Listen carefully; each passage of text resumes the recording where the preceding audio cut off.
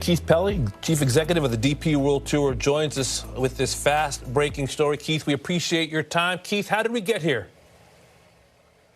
How did we get here? Well, I can tell you that it's not really how we got here. The fact is that we got here, and the fact that I love that quote there by Padraig Harrington, that it is good for the cohesion of the global game.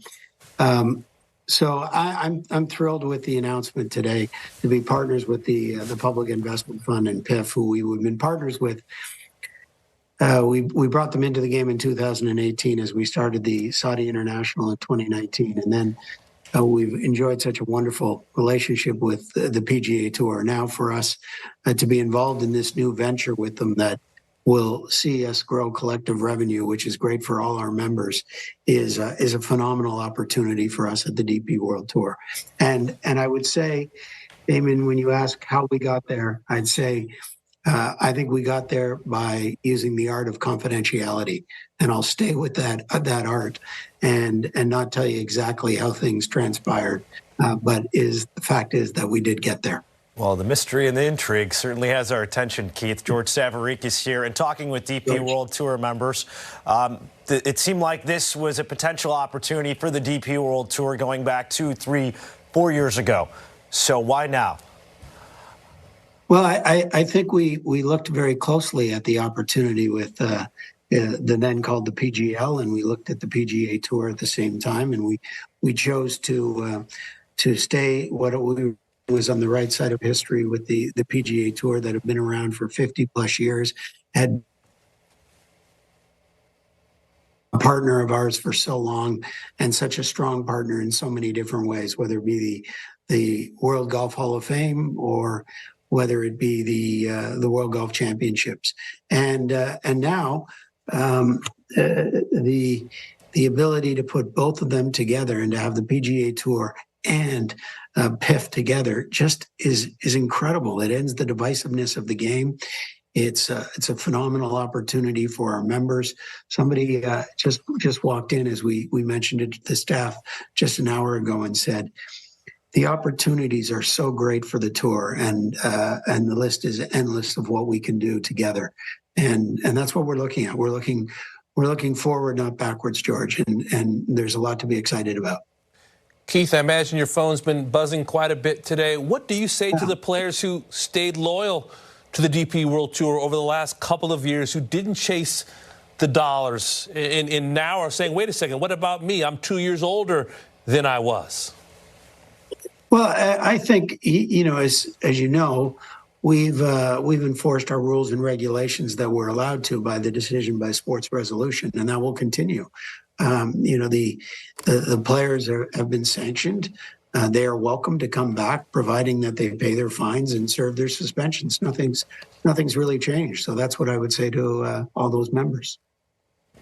You're saying those suspensions will be upheld, through the end of 2023? What will the reassimilation process be like for an Ian Poulter, a Lee Westwood, or some of those other guys, Henrik Stenson, going forward?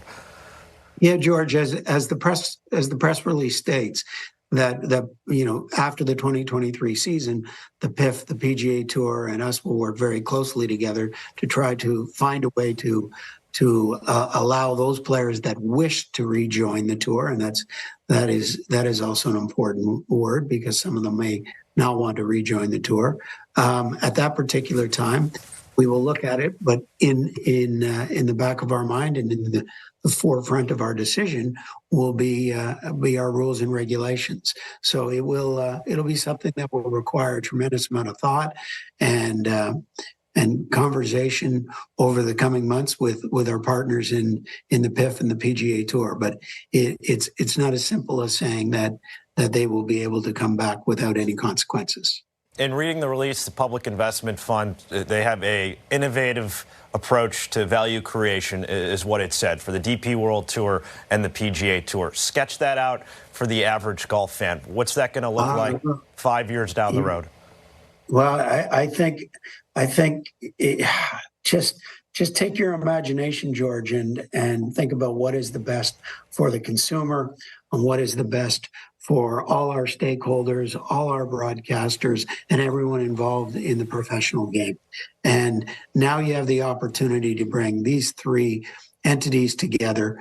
The public investment fund and the access to the capital that they have is a real strong benefit. You look at the PGA Tour with the history and the tradition. Just watching this week at the Memorial, 40,000 fans there on Sunday as Victor Hovland walked up the 18th. It was just magical. I think putting us all together really spells a massive opportunity, and it really is how creative you are and how big your imagination is, because I think 5 years down the road will look completely different as a professional game, but I think it'll be considerably stronger. Keith, as you mentioned, you brought Saudi Arabia to the game of golf with the Saudi International a few years ago. Put two and two together. How important was the DP World Tour's role then in brokering this merger? But once again, Damon, in terms of how the merger was brokered is somewhat irrelevant. The fact is that the merger has been brokered. We were an important participant. We certainly know both parties very well in terms of the PIF, and have great respect for Yasser, His Excellency, and his unwavering passion and commitment to the game. He's shown that. He started that back in 2018 and I saw that very early. And obviously the PGA Tour and Jay Monahan. And Ed Hurley and Jimmy Dunn, the entire board of the PGA Tour, have created an unbelievable product and have been terrific partners for us. So I think we were a really felt privileged to be part of these discussions and part of this new entity.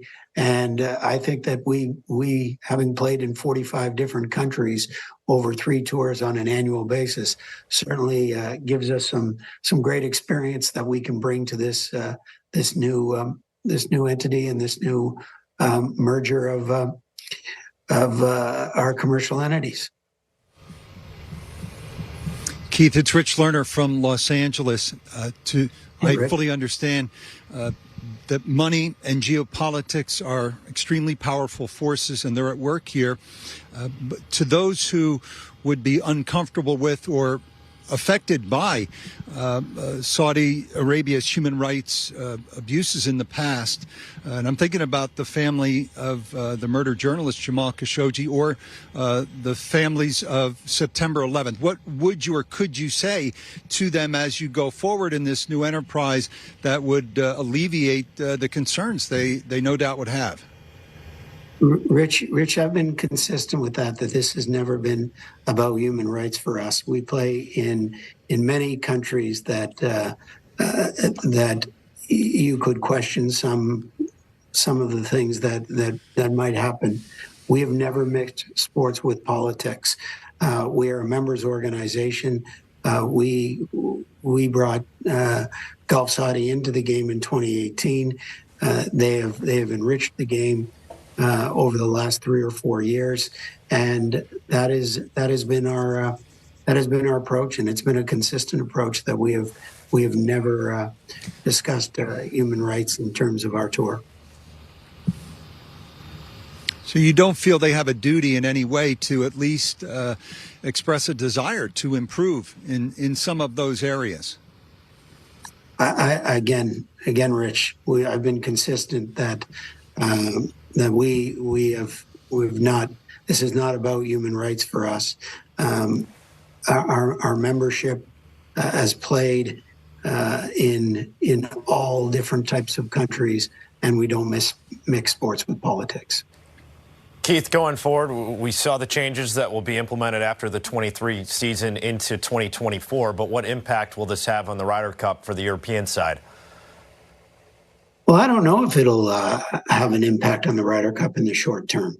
To be a Ryder Cup player, you have to be. There's a number of things that has to happen. First, you have to be European.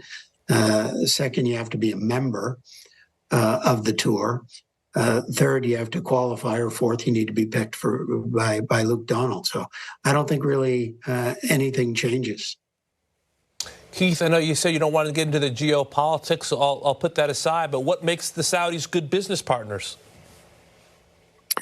Well, I think Yasser and His Excellency, as I said, has shown an unbelievable commitment and unwavering passion for our game. And we saw that firsthand in 2019 and 2020 and 2021. And we, by all means, never criticized. We've been very consistent in the fact that we wanted Golf Saudi to continue to play a role in our game, but we wanted to play inside the ecosystem and inside Global's infrastructure that has been created for the past 50 years. And now that's what's happening. Now they're doing that, and that to me is pretty exciting for all our members and exciting for all the golf fans globally. Did the PIF's investment into Formula One and their success over the past 2 or 3 years, was that a factor in pushing this across the finish line where you thought, okay, the DP World Tour, PGA Tour, and PIF combining is now the right move? I don't think we ever, George, had a conversation about Formula One, to be honest. We just focused on our own business.